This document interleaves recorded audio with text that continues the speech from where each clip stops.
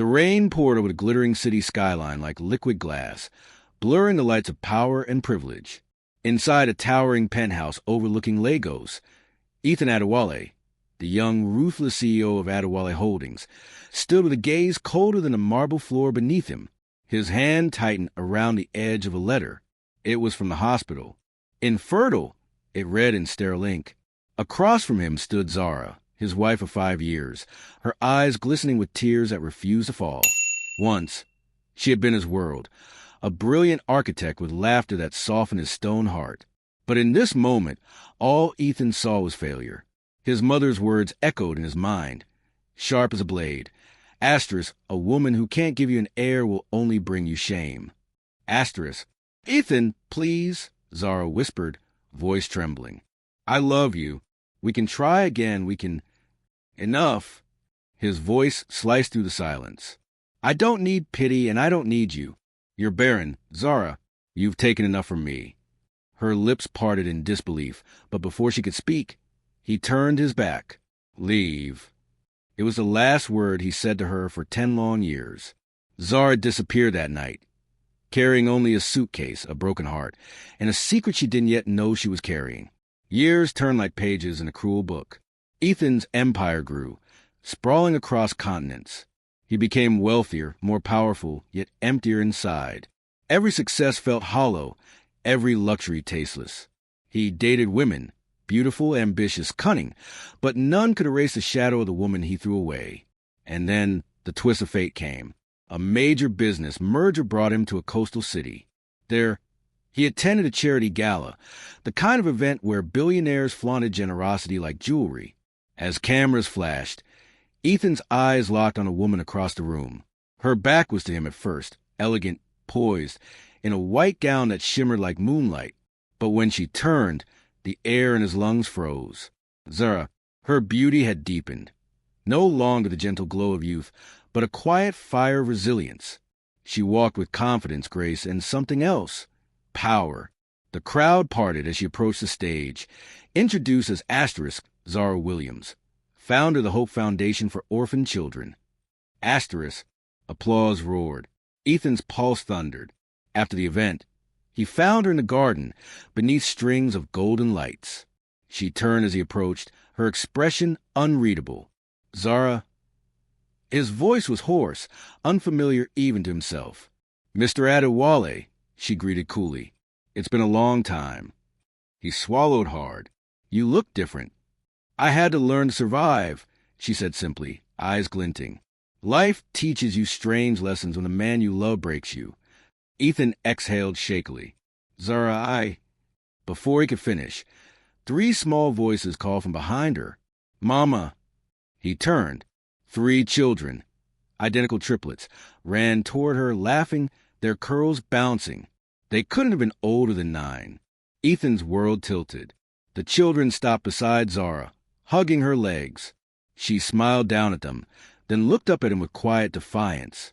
These are my children, she said softly. The words hit him like thunder. His mind rebelled. She couldn't have, not when... They're mine, he whispered, trembling. Zara's gaze lingered on him, a mixture of pain, pride, and something unreadable. They're mine, Ethan, and they were born a year after you threw me out. He staggered a step closer. That's impossible. The doctor said... The doctors were wrong, she interrupted. But you didn't stay to find out, did you? Silence. The sound of the ocean crashed in the distance, mocking him. Zara gathered her children and turned to leave, her gown trailing like a comet's tail. But before she disappeared into the night, one of the boys paused and looked up at Ethan. Are you my father? He asked innocently. Ethan's breath caught. The question burned to the years of arrogance, guilt, and regret. Zara's eyes flickered, a silent storm. Without answering, she led her sons away. Ethan stood there in the rain that began to fall once more, just as it had the night she left him, his empire vast, yet his heart utterly bankrupt. But this time, he wasn't going to let her disappear again. He would find her. He would uncover the truth. And perhaps, for the first time in his life, he would fight not for power, but for forgiveness. The next morning, the media buzzed with one headline. Billionaire CEO spotted at charity gala a mysterious woman and 3 children. Who is she? In his penthouse, Ethan scrolled through the article, staring at the photo of Zara and the triplets. The resemblance undeniable. He clenched his jaw, picked up his phone, and made a single call. Find everything you can about Zara Williams and her children. But as the investigator dug deeper, Ethan began to realize that Zara's return wasn't just coincidence. She had come back for a reason, and it wasn't forgiveness. The following week was a blur of obsession. Ethan couldn't think straight, couldn't focus in board meetings, couldn't sleep without seeing her face. Zara Williams. The name that once echoed through his dreams now haunted his every waking moment. His investigator, a discreet man named Malik, had sent him a thick file 2 days later. Ethan sat in his office, the skyline of Lagos glowing beyond the glass walls as he flipped through it. Every page told a story he had never imagined. After he threw her out, Zara had moved to a small coastal town. She had struggled, working as a waitress, then as a freelance designer. 2 months later, she had collapsed from exhaustion and learned she was pregnant. The doctors had told her it was a miracle, but she hadn't reached out to him. Not a single call, not even a letter. She had vanished from his world and built her own. She'd given birth to triplets, 3 boys, Zayn, Zion, and Zed. Each one carried a trace of him. The same intense brown eyes, the same stubborn jawline. She had raised them alone, never remarrying. She had started a foundation with nothing, turned pain into purpose, and within a decade, her charity had grown into one of the most respected in Africa. Ethan stared at her photo in the report, standing before a school she'd built for underprivileged children. Her smile wasn't the one he remembered. It wasn't soft or shy. It was calm, powerful, untouchable. For the first time in years, Ethan felt small. He closed the file and whispered to himself, "Zara, what have I done to you?" The next morning, he arrived unannounced at her foundation's headquarters. The receptionist froze the moment she saw him. Every headline in the country had his name on it. "Mr. Adewale, do you have an appointment?" He didn't answer. His presence alone made her stammer before she nervously picked up the phone. Moments later, Zara stepped out of her office. Her tailored cream suit fit perfectly, exuding quiet power. Her eyes met his, but her expression didn't change. "Ethan," she said calmly, "I thought the richest man in Africa would have better manners than to show up without an appointment." He exhaled softly. "You wouldn't have given me one." She tilted her head slightly, lips curving in a humorless smile. "You're right." He took a step forward. "We need to talk." "I don't owe you anything, Ethan. You owe me the truth." Her voice dropped low, sharp as ice. "The truth? You didn't want truth 10 years ago. You wanted control." He clenched his fists. "I made a mistake." "You made many," she said, turning to leave. "And you don't get to rewrite the past just because you regret it now." He reached out, his hand brushing her arm before she pulled away. "Zara, please, just give me a chance to explain." For a moment, her eyes softened, but only for a heartbeat. "Explain what, Ethan? How easily you threw me away because I couldn't give you children, or how you believed a report more than your wife." He lowered his gaze. I didn't know you were pregnant." "And would it have mattered?" she asked bitterly. "Would you have believed me then? Or would your mother have told you I was lying, that I cheated? You never trusted me enough to know." Her words cut through him like glass. Before he could speak again, one of her assistants approached with a folder. "Mrs. Williams, the board is ready." Mrs. Williams. The name struck him like a punch to the chest. She had erased Adewale from her life completely. He stepped back, letting her pass, but his voice followed her as she walked away. "I'm not giving up this time, Zara. I lost you once. I won't lose you again." She paused, then turned slightly, her gaze cool and unreadable. "You already did, Ethan. You just haven't realized it yet." That night, Ethan couldn't rest. He stared out at the city until dawn, his mind looping with her words. She was right. He hadn't just lost her. He had destroyed everything that could have been theirs. But there was still something. 3 boys who carried his blood, even if they didn't know it yet. He made a decision. 2 days later, He appeared at the school Zara's foundation funded. It was break time. Children were laughing, running through the courtyard. And then he saw them. 3 identical boys playing football. Their coordination, their laughter. It was like watching a reflection of himself as a child. Zayn was the leader, sharp-eyed and confident. Zion was thoughtful, more reserved, always watching his brothers. Zed was playful, daring, the spark among them. Ethan felt a strange, warm bloom inside his chest, a feeling he hadn't known in years. But when Zara spotted him from across the playground, her expression darkened instantly. She strode toward him, her voice tight and controlled. "You can't be here. I came to see them. They're children, Ethan, not your property, not part of your guilt project." He swallowed. "I'm not trying to take them from you." Her eyes narrowed. "Then why are you here?" "Because I missed 10 years of their lives," he said quietly. "Because I want to know them, even if they don't know me." Zara's expression flickered, pain hidden beneath composure. You can't just walk in and claim fatherhood after a decade of silence. "I'm not claiming anything," he said softly. "I just want to be near them. I'll respect whatever boundaries you set." Her jaw tightened. She didn't answer immediately, then exhaled slowly. "Stay away from them. Ethan, they have everything they need. They don't need a man who abandoned their mother." She turned to leave, but before she could, Zed ran toward them, grinning. "Mama, that's the man from the gala." Zara froze. Ethan crouched slightly, meeting the boy's curious eyes. "You remember me?" Ethan asked gently. Zed nodded. "You looked sad that night." The simplicity of the child's words hit him harder than any accusation. "I was," he admitted, "but seeing you now makes me happy." Zara's voice softened slightly. "Zed, go join your brothers, please." He ran off, waving at Ethan before disappearing into the crowd. Zara looked back at Ethan, her defenses cracking for a fleeting second. "Don't do this," she whispered. "Don't make them hope for something that can't happen." Ethan straightened. "Zara, I'll prove I've changed. I'll earn it. You, them, everything I lost." She stared at him for a long moment, then walked away without a word.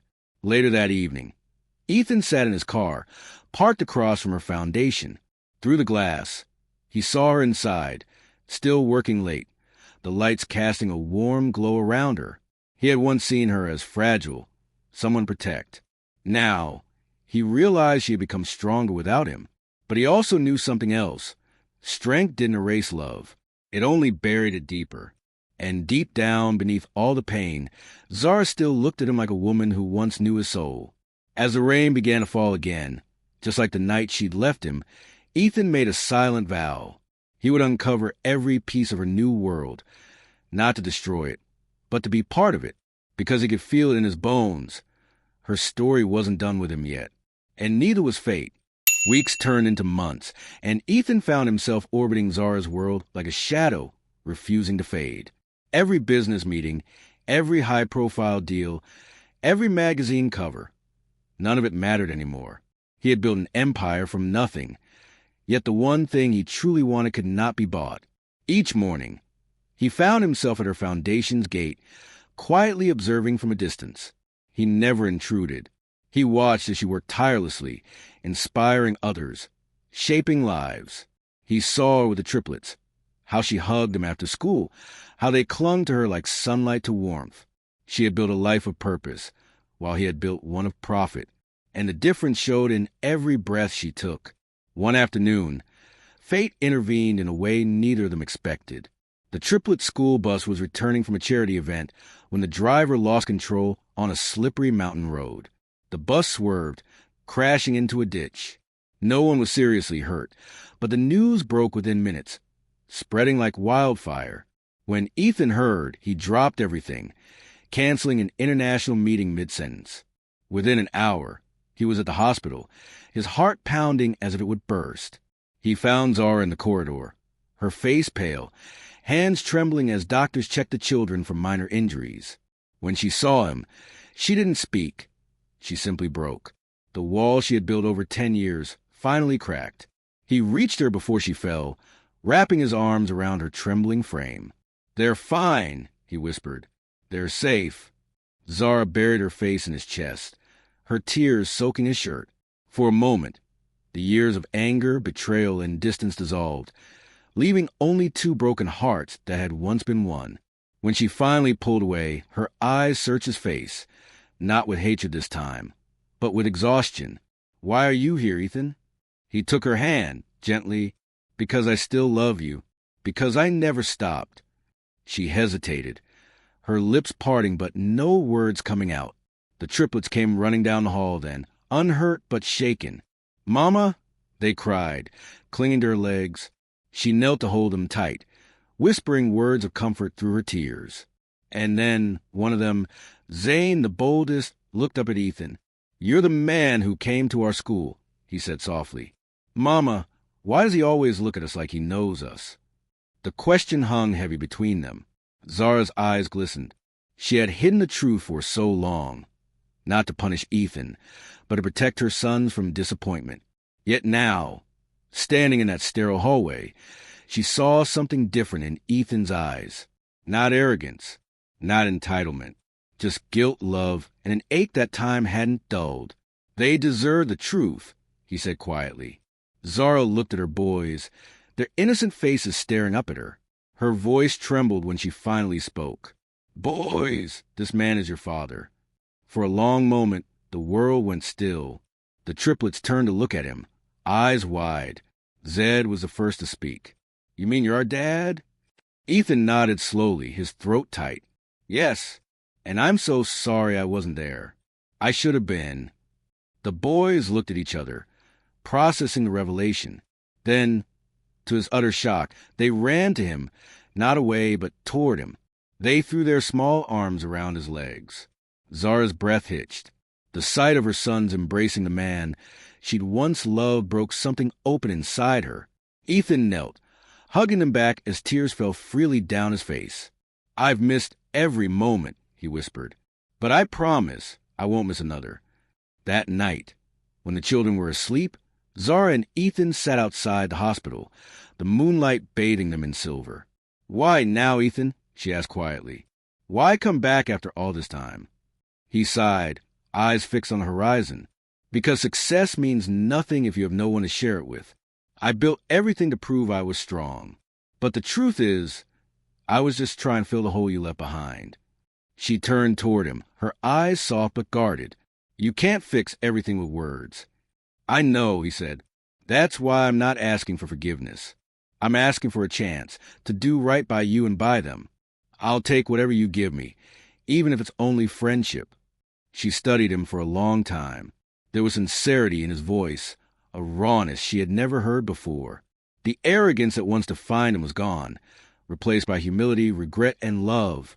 For the first time in years, she smiled, a small, tired smile that carried both sorrow and grace. "You've changed, Ethan. Pain changes people," he said softly, "but love redeems them." Months passed, and slowly, Ethan began to rebuild, not his empire, but his family. He started small, school pickups, weekend visits, bedtime stories over video calls. The triplets, curious and affectionate, grew attached quickly. He was patient, gentle, letting them come to him in their own time. Zara watched him closely, expecting him to revert to the man she once knew, the one obsessed with control. But he didn't. He listened. He helped. He laughed again. The city that once whispered rumors about his fall from grace now buzzed with a new story, one of redemption. Magazines published photos of him at charity events with Zara's foundation.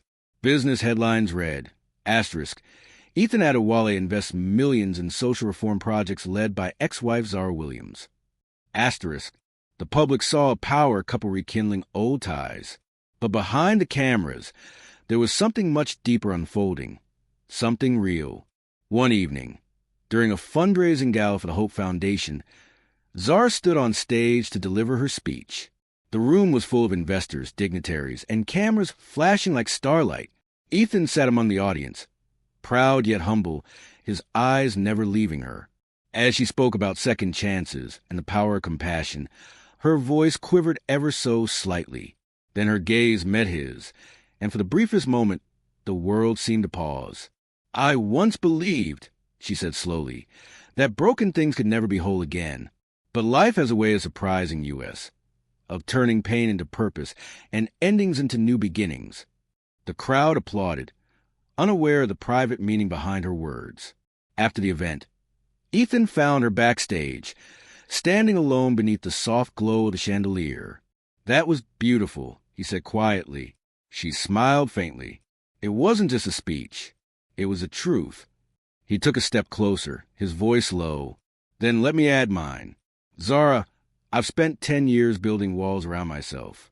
You tore them down in one night. I don't know what the future holds, but I know this. I want to be part of yours, whatever that looks like." She didn't respond right away. The silence stretched between them, heavy but full of possibility. Finally, she whispered, "You hurt me more than anyone ever could." "I know," he said, his voice breaking, "and I'll spend the rest of my life making sure I never do it again." Zara took a deep breath, tears welling up. Then, for the first time in a decade, she stepped forward, closing the distance between them. The moment their hands met, something shifted. The years of distance, anger, and pain melted away like snow under sunlight. She didn't say she forgave him. She didn't need to. Her touch said enough. Days turned into weeks, and slowly, their lives began to intertwine once more. They took the boys on weekend trips, cooked dinner together, and sometimes simply sat in silence, rediscovering each other's presence. One evening, as they watched the triplets playing by the beach, Zara turned to him. "You know," she said softly, "I used to think love was a weakness, that it made me fragile." Ethan smiled gently. "And now I know it's strength," she whispered, "because it took love to forgive. It took love to start over." The waves crashed softly against the shore, the horizon painted with the gold of a setting sun. Ethan took her hand, and for the first time in 10 long years, peace settled in his heart. He had spent his life conquering the world. But that day, he realized the greatest victory was winning back what he had once lost through pride. As the triplets' laughter echoed across the evening sky, Zara leaned her head on his shoulder. "Maybe," she said quietly, "some love stories aren't meant to end. Maybe they just need time to find their way back." Ethan looked at her, his voice tender. "Then I'm glad time led me home." The sun dipped below the horizon, casting their silhouettes against the sea, a family finally complete. Not because life was perfect, but because love had survived what pride tried to destroy. And for the first time in years, Ethan Adewale smiled. Not as a CEO, not as a billionaire, but as a man who had finally learned what true wealth really meant.